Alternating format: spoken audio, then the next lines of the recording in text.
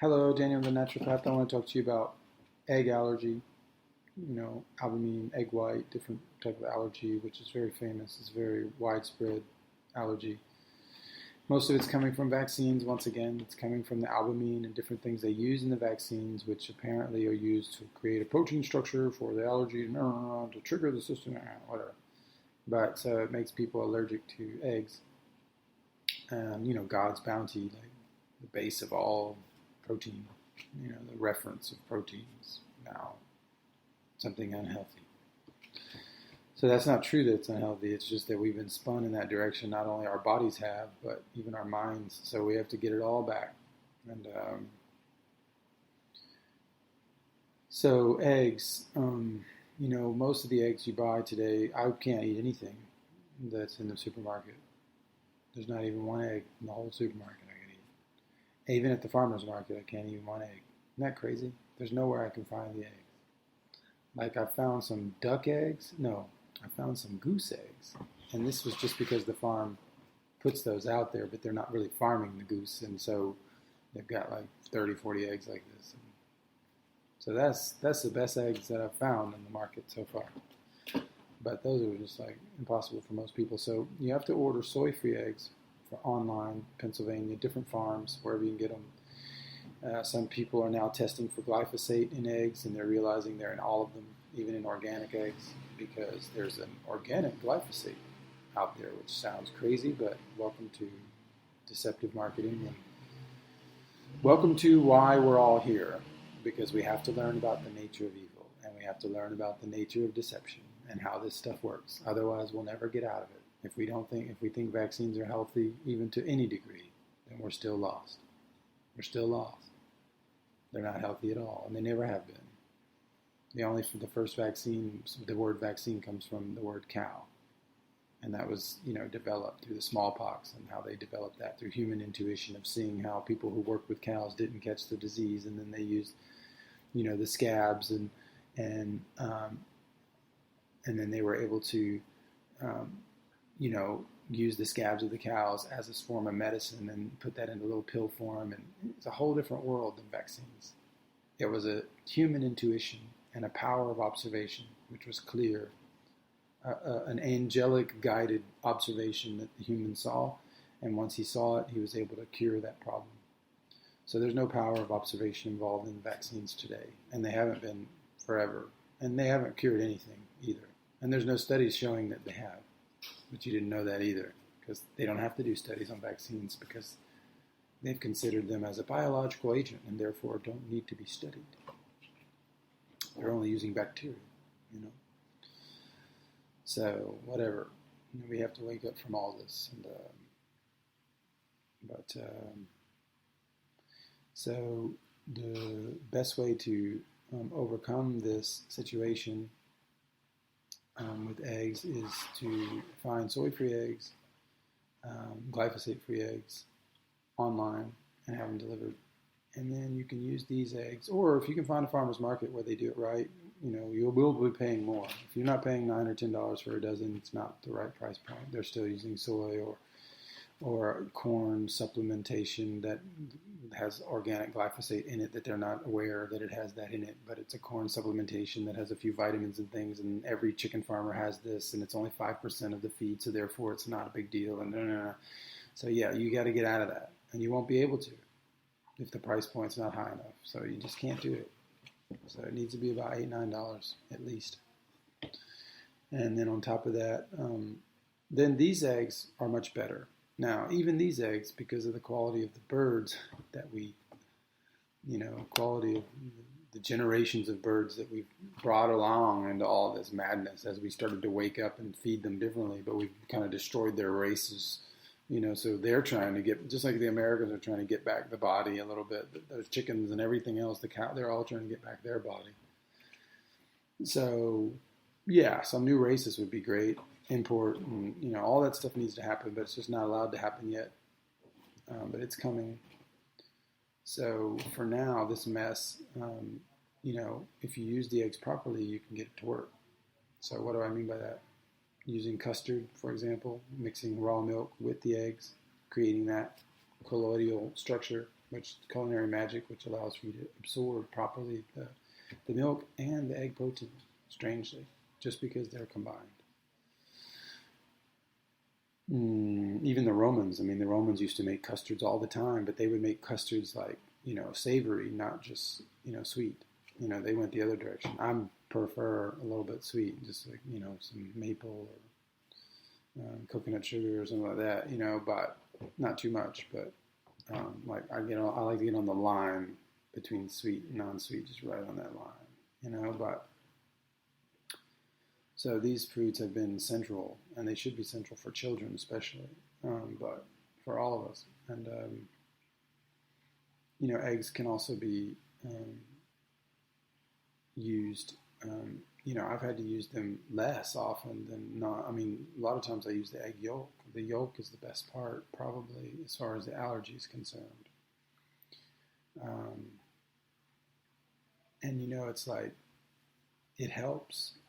You need the choline, you need the cholesterol in there. You need that choline that's in that egg to move the fat around in your body. You're like, oh, I'm going to get fat. It's like, well, this is actually how you, have you ever taken an egg and put some olive oil and or butter and tried to put an egg white in there and scramble it all around? If it doesn't absorb anything, as soon as you throw the yolk in there, it absorbs all the fat.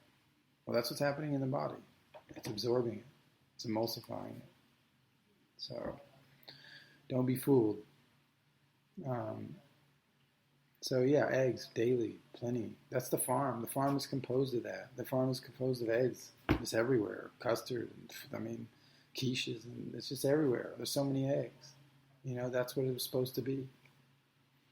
So learning tons of dishes and things like that, but with the right quality, the right stuff. Is there any other tricks we can use?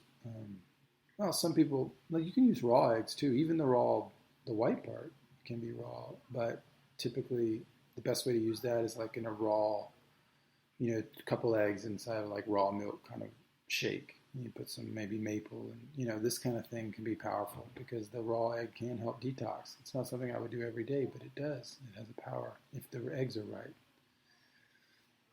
But in general, yes, mixing, when you scramble the eggs, you want to really get the white and the yellow to completely come together first to where they protect each other. Yeah, so that's just a little bit on eggs. It's not a big thing, but eggs can be amazing for even weight loss. I mean, people can use eggs to just replace certain proteins at night, in the morning, and in soups and salads and dressing, egg yolk in some OJ, fresh squeeze, orange Julius. I mean, egg yolks can go in so many things. I use them in tartare, make steak tartare, with egg yolk on top. And, so yeah, with capers. Yeah, try to get the eggs back into the central position. I'm not saying you have to abuse it. Some people have an allergy that just won't budge for certain, until the gut and certain things are healed through GAPS diet or different type of approaches using broth and fermented foods and healthy fats and things like that to get the gut back in shape. But once you are in shape, you'll notice that the body starts to resist anything that's concentrated. Like it starts to resist to a certain degree, unless it's concentrated in vitamins and nutrients. But it'll resist any type of concentration of acidity, salt, sweet. I've even gotten down to the stimulants. Like even chocolate, even pepper, black pepper. Like it'll get to the point where it becomes completely sober to the body. And it kind of resembles French cooking, which I learned there 15 years. When I would go sit at certain tables in France, I'd be like, where's the salt? Where's the pepper? And the soup would just be, neat. And that was just because that was the way they learned to cook there, is that the vegetables have to speak. And those natural sodiums in the all that speaks. And then you do a little bit of this, and a little bit of that at the table maybe. But that's how you test a broth. You taste it as it is first, then you add some salt. So just learning how to be sober, unbelievably sober, with the food.